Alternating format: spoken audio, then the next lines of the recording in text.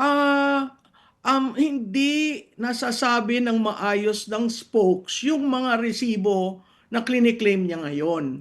So, kaya na-erode yung trust. Kasi hindi inaalam. Yung spokes kasi, dapat siya ang nag-amplify at nagsasabi ano ang nagawa. Hindi propaganda o hindi attack dog laban sa kalaban. Kaya nakita mo yung break ng mga surveys. Kahit magkakaiba ang methodology, kahit magkakaiba ang panahon, yung trend o yung pattern nakikita mo. We were thinking na pag sabi niyang ganon, there will be a series of anti-corruption measures. Mhm. Pero essentially, rinap up niya na hindi ako pangulo ng pamilya ko, hindi ako pangulo ng Mhm. relative ko. Mhm. At sinabi niya na ang ombudsman na lamang at yung isa. No mention of the Mhm. ICI, Mhm. no? No mention of the Opo. partial report of Senator Lacson, Mhm. no mention of the individuals na nakakulong, no? Um, parang gusto niya, ang tingin ko ha, parang gusto niyang tapusin na yung issue na yon when it comes to Speaker Martin Romualdez. Professor Maluti Kiyang, founder nga po ng Publicus Asia. Professor, Yes. good morning. Opo, tinatawagan natin siya Ayan ngayon. na Ayan siya. na, Professor. Good morning, DJ Chacha. Good morning, Manong Ted. Hello, Magandang umaga sa inyong mga nanonood at tagapakinig. Hello, Nako, Ma'am thank you, Malu. Good ma'am. morning. Okay, gotcha. Thank you po for being on the show. Ma'am, ano pong reaksyon ninyo sa naging sona nga po ng Pangulong Marcos Jr. kahapon? Well, wala namang bago dun sa sinabi niya. Parang ang lumalabas, walang vision, speech, it's all resibo. Ito na yung nagawa, ito yung gagawin. Sinabi niya sa isang statement niya na hindi na reactive ang administrasyon, proactive na. In fact, he introduced the word predictive. No, napakahirap tingnan yung lente ng kanyang SONA dahil ang background niyan nauungos nga yung trust, yung tiwala at saka approval rating. So dun sa ganung background, he had really to be quite direct. So dun pa lang sa umpisa, nakita natin na talagang pinersonal na niya yung accountability at sinabi niya hindi siya presidente sa pamilya. So that actually was the real story of the SONA. Ngayon, titingnan natin kasi sinabi niya it's up to the Ombudsman and the National Prosecution Service to seek redress on the issue of the flood control. Tapos meron siya doon sinabi na move on na tayo. No, hindi makaka-move on ang mga Pilipino hanggat hindi natin nasasarahan yung issue ng flood control. Kasi napakalaking pondo yung nawala.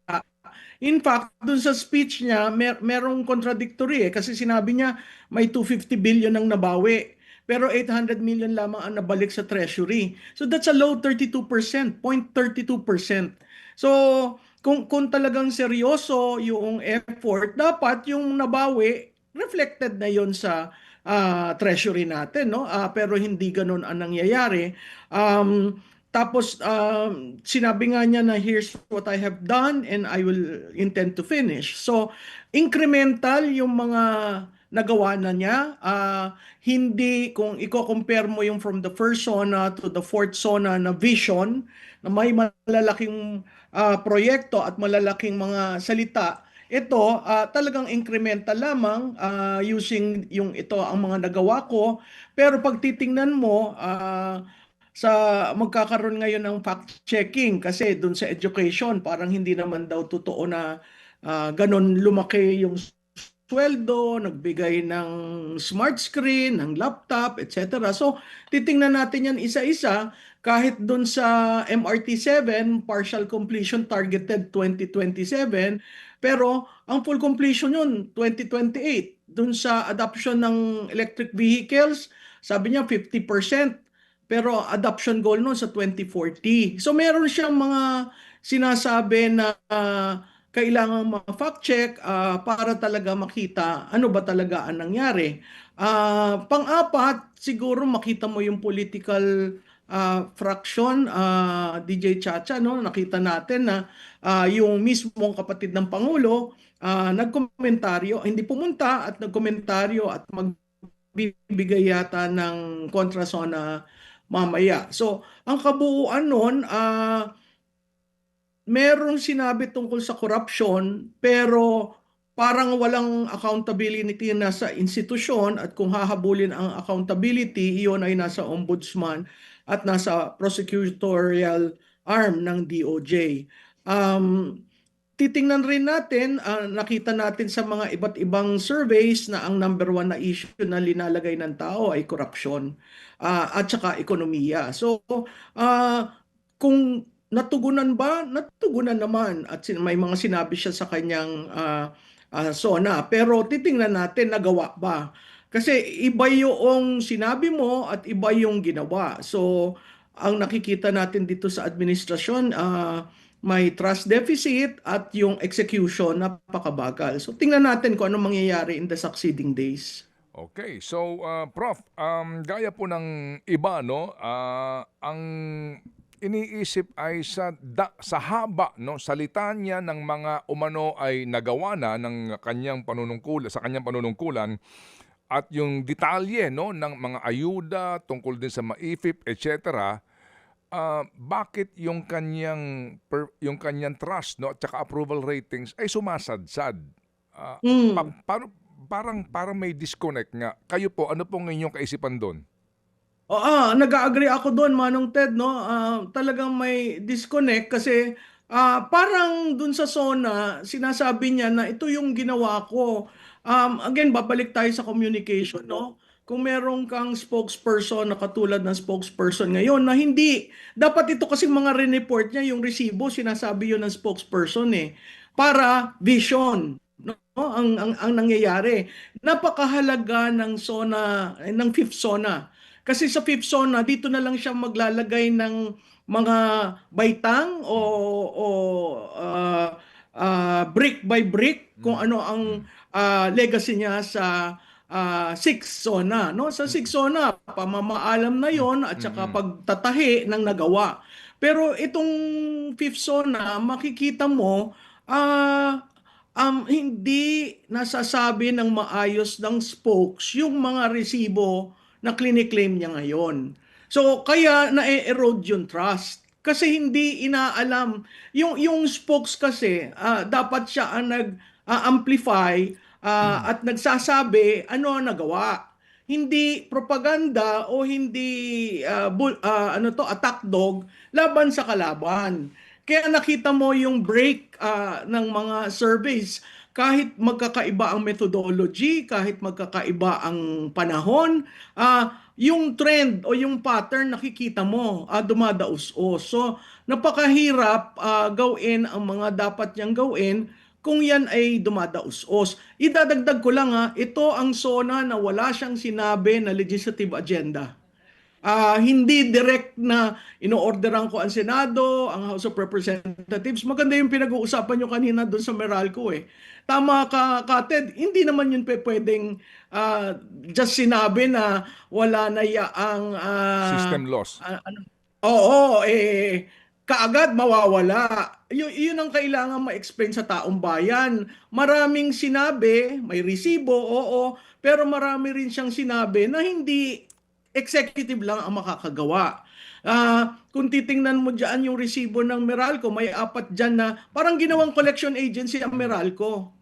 Dahil hindi makollect ng I don't know, ng administration probably, kaya meron kang sa 4Ps, meron ka sa senior citizen, meron kang yung Lifeline rate, no? lifeline yan, oo. No? So pag tiningnan mo, sino nagbabayad yan? Nagbabayad tayong lahat. Tapos kinokolekt, tapos binibigay. Kaya nga maganda yung discussion nyo na parang ang SONA naging executive lamang at walang mention doon sa role ng both chambers, no? makikita mo doon yung disconnect. Kasi ang tinatawag doon, may political inflection point. Malapit na kasi ang eleksyon eh. So hindi mo kabisado, amin ba yan? At parte ng corruption issue ay yung both chambers of Congress. So, hindi ko alam kung by design, in-avoid niya, at inako niya. Parang lumalabas, this is a strong presidency. Na lahat siya. Napakahirap nun. Kasi alam naman natin na walang uusad kung hindi i-approve in terms of policy, no? Opo. Well, kanya naman sinasabi na Congress, amyandahan nyo na yung EPIRA law, no? Yun, ang ginamit nga niya is hindi request, no? Ang sabi niya, ordered, yun ang kanya sinasabi. So siguro, yun po ang binabanggit nyo na isa sa mga legislative agenda ng ngayon po ay second regular session, Ma'am Malu. Puntahan ko lang, ma'am, yung sinasabi nyo nga na disconnect. Ang dami po, litanya ng mga nagawa, ginagawa, tapos sumasadsad yung kanyang trust at saka approval ratings. At ibinanggit nyo na yung mga tao sa mga survey, ang hinihintay ay talaga yung laban against corruption.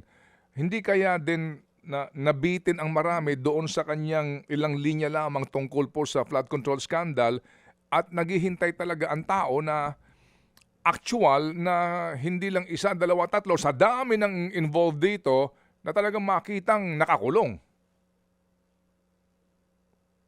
Prof. Alam mo, Manong Ted, nagulat ako na sa una palang pasok nung kanyang SONA, yung kaagad ang in-address niya. So, politically, it was good dahil in-address niya yung elephant in the room.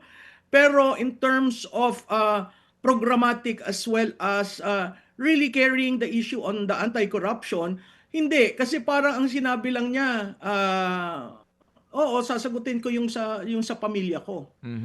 But that is already an admittance na pamilya, no? Hindi ko alam what made him do that, considering ang sabi siya ang nagsulat niyan. Usually kasi may build up eh. So makita mo, pagpasok niya yung kaagad ang sinagot. Yung issue tungkol kay former Speaker Martin Romualdez, at makikita mo yung reaksyon ng tao, very tepid. So we were thinking na pag sabi niyang ganon, there will be a series of anti-corruption measures. Pero essentially, rinap up niya na hindi ako pangulo ng pamilya ko, hindi ako pangulo ng relative ko.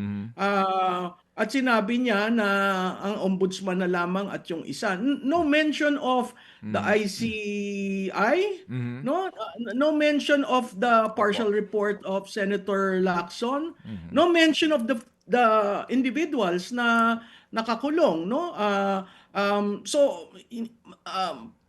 Parang gusto niya, ang tingin ko parang gusto niyang tapusin na yung issue na yon when it comes to Speaker Martin Romualdez. But we will see kasi ang tagal na nung public investigation, di ba? Ng ombudsman dyan sa issue niya. Nakita natin yung 68-page na petition, pero the fact na hindi pa na-file, no?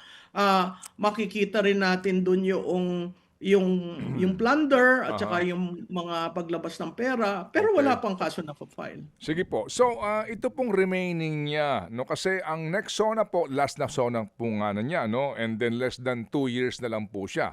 So, ano po ang basa ninyo? Talaga bang napaka-crucial nung kaso nung Martin Romualdez? Kasi maaring mag-file ang ombudsman, ma-dismiss o kaya hayaan siya mag-bail, no, kung mahina ang ebidensya. Talaga bang critical ngayon? Ito ba yung talagang make or break sa image ni Ferdinand Marcos Jr. sa kanyang liderato? Kung yung Martin Romualdez mapakulong niya talaga, as in mapakulong, no bail, at maglitis po, magkaroon ng fair trial habang siya nanunungkulan, o mag-iiba talaga kapag kinasuhan si Martin, wala palang ebidensya o makapagpiyansa ho at di siya makaranas po ng rehas? Alam mo, Manong Ted, rinaise niya yung ante eh. um, kung malabnaw yung kasong ifa-file at makalabas, magagalit ang taong bayan. Kasi rinaise na niya na parang sinabi niya ang mastermind, without saying ang mastermind. Pero nandun na yung direksyon, no? Hindi rin whether makulong siya o hindi yun katapusan kasi may mga personalities na hindi naging accountable sa proseso at ang gusto ng taong bayan, malaman ano ba talaga nangyari. Specific dyan, si Secretary Pangandaman na siya lang ang makakapagsabi nung SARO at Notice of Cash Allocation na lumabas. No? At yung ding Bersamin. No? So hindi buo yung storya.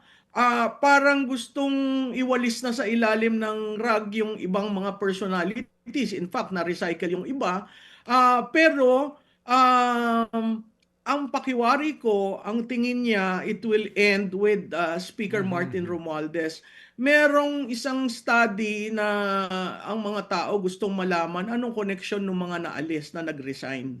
So hindi siya do it all na makulong si Speaker Martin, that's it.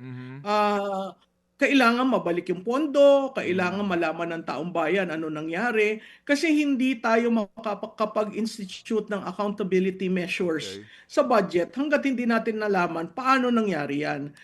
Critical yung desisyon ng oral arguments ng Supreme Court.